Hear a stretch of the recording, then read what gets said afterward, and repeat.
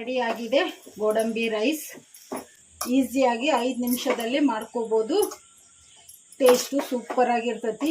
ಗೋಡಂಬಿ ರೈಸಿಗೆ ಬೇಕಾಗಿರುವ ಪದಾರ್ಥಗಳು: ಒಂದು 10 ಗೋಡಂಬಿ ತೊಗೊಂಡೀನಿ, ಒಂದೆರಡು ಏಲಕ್ಕಿ ತೊಗೊಂಡೀನಿ, ಒಂದು ಸ್ವಲ್ಪ ಚಕ್ಕೆ, ಒಂದು 5 ಲವಂಗ, ಒಂದು 5 ಹಸಿಮೆಣಸಿನ್ಕಾಯಿ, ಒಂದು ಸ್ವಲ್ಪ ಕೊತ್ತಂಬರಿ, ಒಂದು ಸ್ವಲ್ಪ ಪುದೀನಕ್ಕಿಂತ ಕೊತ್ತಂಬರಿ ಜಾಸ್ತಿ ಇರಬೇಕು, ಪುದೀನ ಸ್ವಲ್ಪ ಇರಬೇಕು ಫ್ಲೇವರಿಗಷ್ಟೇ. ಒಂದು ಪಾವಷ್ಟು ರೈಸ್ ಮಾಡಿಟ್ಟಿನಿ. ಈ ಥರ ಉದುರಾಗಿ ಮಾಡ್ಕೋಬೇಕು ರೈಸನ್ನು.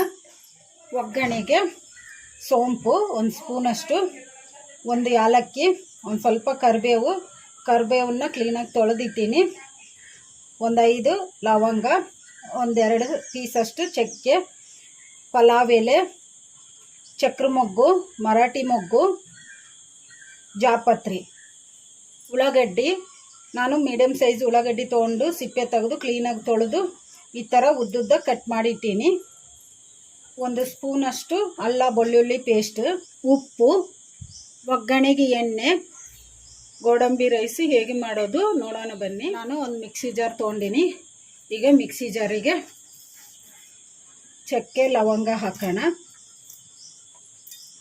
ಹಾಗೆ ಏಲಕ್ಕಿ ಹಾಕೋಣ, ಗೋಡಂಬಿ ಹಾಕೋಣ, ಹಸಿಮೆಣಸಿನ್ಕಾಯಿ ಹಾಕೋಣ. ಈ ಥರ ಮುರಿದು ಹಾಕೋಣ ಹಸಿಮೆಣಸಿನ್ಕಾಯಿನ. ನಿಮಗೆ ಖಾರ ಜಾಸ್ತಿ ಬೇಕಂದರೆ ಇನ್ನು ಸ್ವಲ್ಪ ಹಾಕ್ಕೋಬೋದು ಹಸಿಮೆಣಸಿನ್ಕಾಯಿ. ಪುದೀನ ಹಾಕೋಣ, ಕೊತ್ತಂಬರಿ ಹಾಕೋಣ,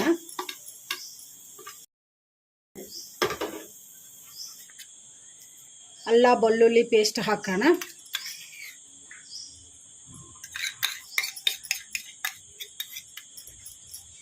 ಒಂದು ಸ್ವಲ್ಪ ನೀರು ಹಾಕಿ ಮಿಕ್ಸಿ ಮಾಡ್ಕೊಂಬಿಡೋಣ.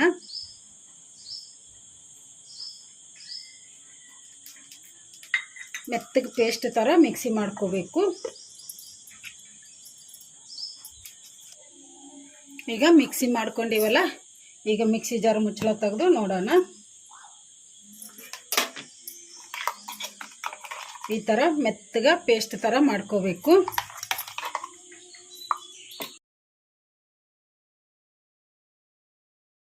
ಈಗ ಇದನ್ನು ಒಂದು ಸೈಡಿಗೆ ಇಟ್ಕೊಂಡ್ಬಿಡೋಣ. ನಾನು ಸ್ಟವ್ ಆನ್ ಮಾಡಿಕೊಂಡು ಸ್ಟವ್ ಮೇಲೆ ಒಂದು ಕಡಾಯಿ ಇಟ್ಟಿದ್ದೀನಿ. ಕಡಾಯಿಗೆ 3 ಸ್ಪೂನಷ್ಟು ಎಣ್ಣೆ ಹಾಕಿಟ್ಟಿದ್ದೀನಿ. ಎಣ್ಣೆ ಕೂಡ ಬಿಸಿಯಾಗಿದೆ. ಈಗ ಇದಕ್ಕೆ ನಾವು ತಗೊಂಡಿರೋ ಮಸಾಲೆಗಳೆಲ್ಲ ಒಗ್ಗರಣೆಗೆ ಹಾಕ್ಕೊಂಬಿಡೋಣ.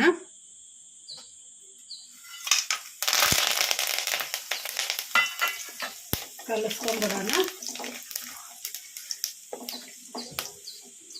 ಮಸಾಲೆಗಳೆಲ್ಲ ಫ್ರೈ ಆಗಿದಾವಲ್ಲ, ಈಗ ಇದಕ್ಕೆ ಉಳ್ಳಾಗಡ್ಡಿ ಹಾಕೋಣ. ಕಲಿಸ್ಕೊಂಬಿಡೋಣ. ಉಳ್ಳಾಗಡ್ಡಿ ಲೈಟ್ ಗೋಲ್ಡನ್ ಬ್ರೌನ್ ಕಲರ್ ಬರೋವರೆಗೂ ಫ್ರೈ ಮಾಡ್ಕೊಂಬಿಡೋಣ. ಈ ಥರ ಕಲಿಸ್ಕೊಂತ ಫ್ಲೇಮು ಮೀಡಿಯಮ್ ಫ್ಲೇಮಲ್ಲಿಟ್ಟು ಫ್ರೈ ಮಾಡ್ಕೋಬೇಕು. ಉಳ್ಳಾಗಡ್ಡಿ ಫ್ರೈ ಆಗಿದಾವಲ್ಲ, ಲೈಟ್ ಬ್ರೌನ್ ಕಲರ್ ಬಂದಿದ್ದಾವೆ. ಈಗ ಇದಕ್ಕೆ ನಾವು ಮಿಕ್ಸಿ ಮಾಡಿಟ್ಟಿದ್ವಲ್ಲ ಮಸಾಲ, ಗೋಡಂಬಿ ಮಸಾಲ, ಈಗ ಇದನ್ನು ಒಗ್ಗರಣೆಗೆ ಹಾಕ್ಕೊಂಬಿಡೋಣ.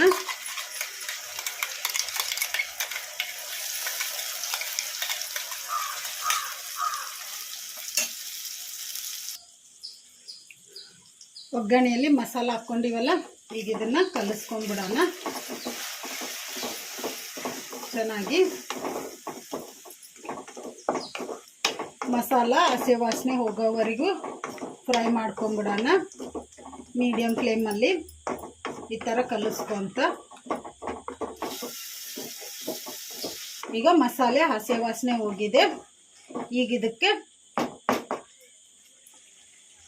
ಒಂದು ಸ್ವಲ್ಪ ಕಟ್ ಮಾಡಿಟ್ಟಿರೋ ಪುದೀನ ಹಾಕೋಣ, ಒಂದು ಸ್ವಲ್ಪ ಕಟ್ ಮಾಡಿಟ್ಟಿರೋ ಕೊತ್ತಂಬರಿ ಹಾಕೋಣ. ಕಲಿಸ್ಕೊಂಬಿಡೋಣ. ಕಲಿಸ್ಕೊಂಬಿಟ್ಟಿವಲ್ಲ, ಈಗ ಇದಕ್ಕೆ ರುಚಿಗೆ ಎಷ್ಟು ಬೇಕೋ ಅಷ್ಟು ಉಪ್ಪು ಹಾಕೋಣ.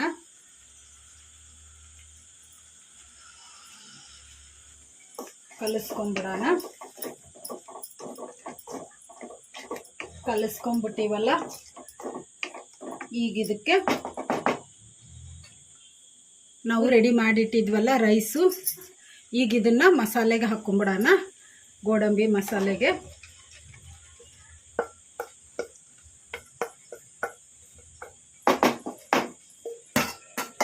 ಕಲಿಸ್ಕೊಂಬಿಡೋಣ.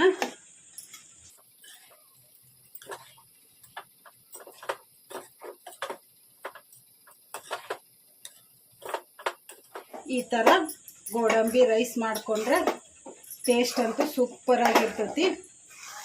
ನೀವು ಅರ್ಜೆಂಟಿಗೆ ಬೆಳಿಗ್ಗೆ ಸ್ಕೂಲಿಗೆ ಹೋಗೋ ಮಕ್ಕಳು ಇರ್ತಾರೆ ಮತ್ತು ಆಫೀಸಿಗೆ ಹೋಗೋರು ಇರ್ತಾರಲ್ಲ, ಅವರಿಗೆ ಈ ಥರ ಲಂಚ್ ಬಾಕ್ಸು ಮಾಡಿಕೊಂಡ್ರೆ ಈಸಿಯಾಗಿ 5 ನಿಮಿಷದಲ್ಲಿ ಮಾಡ್ಕೋಬೋದು. ಟೇಸ್ಟು ಸೂಪರಾಗಿರ್ತೈತಿ. ಯಾರಾದರೂ ಮನೆಗೆ ಗೆಸ್ಟ್ ಬರ್ತಾರಲ್ಲ ಅಂಥ ಟೈಮಲ್ಲಿ ಅರ್ಜೆಂಟಾಗಿ ಏನು ರೈಸ್ ಮಾಡ್ಬೇಕಪ್ಪ ಅನ್ನಿಸ್ತೈತಲ್ಲ, ಆವಾಗ ಈ ಥರ ಮಾಡಿಟ್ರೆ ಅವರು ಕೂಡ ಕೇಳ್ತಾರೆ ಯಾವ ಹೋಟ್ಲಿಂದ ತಂದಿರಿ ಅಂತ. ಅಷ್ಟು ಟೇಸ್ಟಾಗಿರ್ತೈತಿ. ನೀವು ಟ್ರೈ ಮಾಡಿ. ಚೆನ್ನಾಗಿ ಕಲಿಸ್ಕೊಂಡಿವಲ್ಲ, ರೆಡಿಯಾಗಿದೆ ಗೋಡಂಬಿ ರೈಸ್. ಸ್ಟವ್ ಆಫ್ ಮಾಡಿಕೊಂಡು ಸರ್ವ್ ಮಾಡ್ಕೊಂಬಿಡೋಣ.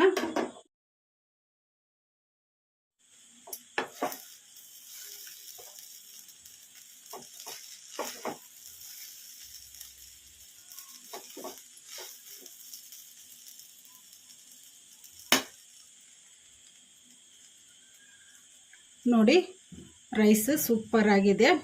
ಈ ರೈಸನ್ನು ಹಾಗೆ ಆದರೂ ತಿನ್ಬೋದು. ನೀವು ಬೇಕಂದರೆ ರಾಯ್ತ ಮಾಡಿಕೊಂಡು ರಾಯ್ತದ ಜೊತೆಗೆ ತಿನ್ಬೋದು. ಟೇಸ್ಟ್ ಮಾತ್ರ ಸೂಪರಾಗಿರುತ್ತೆ. ಹೋಟೆಲಿನ ಟೇಸ್ಟ್ ಬರ್ತೈತಿ. ನೀವು ಟ್ರೈ ಮಾಡಿ. ಮಕ್ಕಳು ಮನೆಯಲ್ಲಿ ಎಲ್ಲರೂ ಇಷ್ಟಪಡ್ತಾರೆ. ಈ ವಿಡಿಯೋ ನಿಮಗೆ ಇಷ್ಟ ಆದರೆ ನನ್ನ ಚಾನಲನ್ನು ಸಬ್ಸ್ಕ್ರೈಬ್ ಮಾಡಿ, ಲೈಕ್ ಮಾಡಿ, ಶೇರ್ ಮಾಡಿ, ಕಮೆಂಟ್ ಮಾಡಿ. ಸಬ್ಸ್ಕ್ರೈಬ್ ಬಟನ್ ಪಕ್ಕ ಬೆಲ್ ಬಟನ್ ಇರುತ್ತೆ, ಅದನ್ನು ಪ್ರೆಸ್ ಮಾಡಿ. ನಾನು ಯಾವುದೇ ಒಂದು ಹೊಸ ವಿಡಿಯೋ ಮಾಡಿದರೂ ನಿಮಗೆ ನೋಟಿಫಿಕೇಷನ್ ಬರುತ್ತೆ. Thank you for watching.